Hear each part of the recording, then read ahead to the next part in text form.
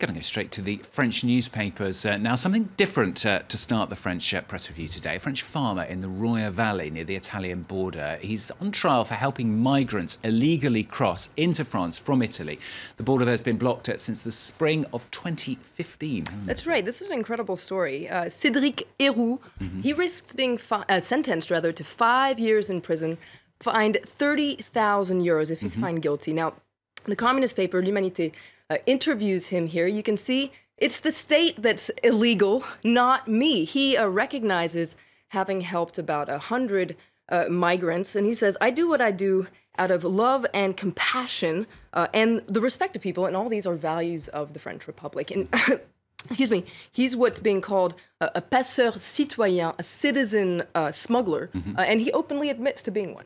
And he's gathered a lot of support, hasn't he? He's also far from an isolated case as well. Catholic paper Croix, they went and interviewed other people who call themselves like citizen smugglers. That's right. Let's take a look at the front page of the Catholic paper today. They're saying, how far would you go to help a migrant? L'aide aux migrants jusqu'où? Now, in the Croix Valley, so this area that's in France but located very close to Italy, a handful of locals have decided to open their homes, offer sanctuary to refugees. All this while being very well aware of the risk. And La Croix interviews some of them. Now, what's interesting is many of them say they're just helping people in danger. In France, this is called l'assistance aux personnes en danger. And in fact, not helping people in danger, the non-assistance à personnes en danger, is actually illegal here in France. Okay, so what is the law then, Flo? Is helping illegal migrants a crime? Well, if you want to know more, do check out La Croix. It's really interesting. They take a closer look at the law.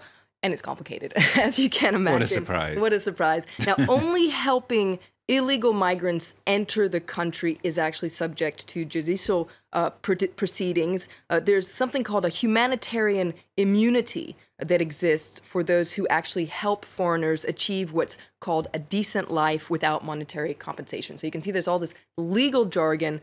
It's a little bit vague, very complicated. So parts of it are illegal, parts of it aren't. So where do you fall? We shall see.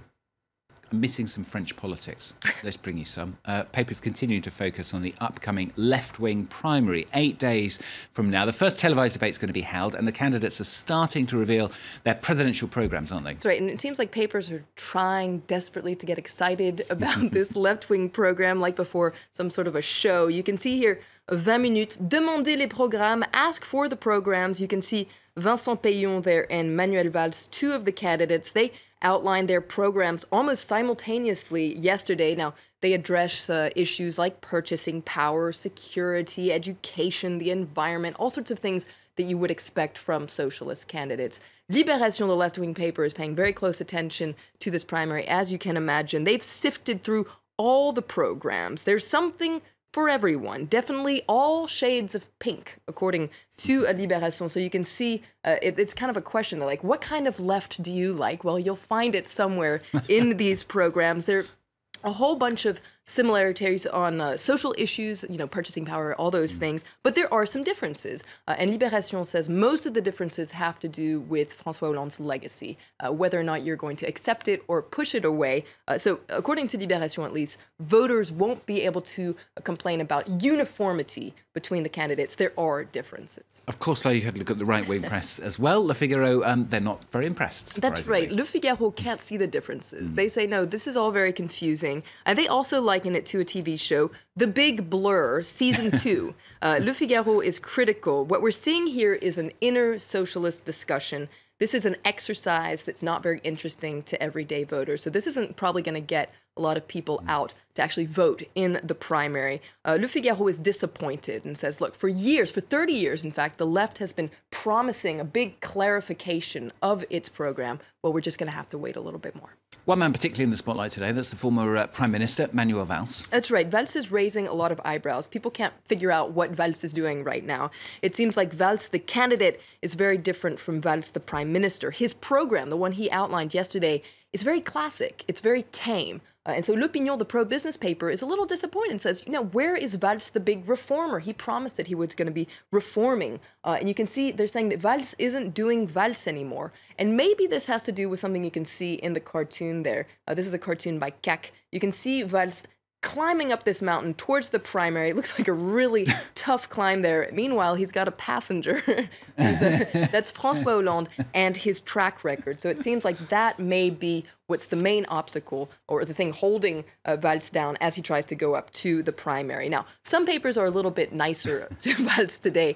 Les Échos, for instance, they say that, look, just like François Fillon, he has a lot of experience. He's the only one that's been prime minister out of all the candidates. So he's clearly playing the experience card with this very classic program that he outlined. He's hoping that voters are going to flock towards his experience, towards his proof of solidity in these very uncertain times. I like the cartoon. It was a nice one, wasn't it? Now, in these uncertain times, that's what's driven Le Parisien, that's one of France's most popular newspapers, to make something of an unprecedented decision. I'm not sure about this myself, but really tell me incredible. what it's about first. So Le Parisien is one of the most famous, most popular newspapers here, and they're taking a break with opinion polls during the presidential campaign. Now, this, of course, comes in a very particular context, and you can see this article where they're explaining why they're taking a break from opinion polls. Well, you know, don't forget that we just had the big surprises of Brexit, Donald Trump's election, and even François Fillon's election as the candidate for the Conservative Party. That was a big surprise. French papers didn't see that coming at all, including Le Parisien. All their polls kind of got it wrong. And so they say, look,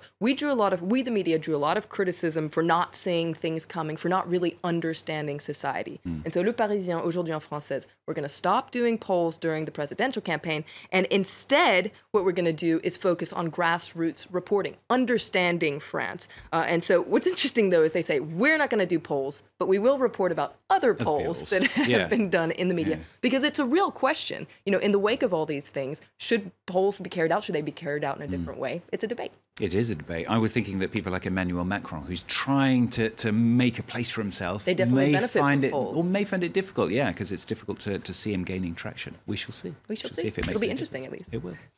Very well now.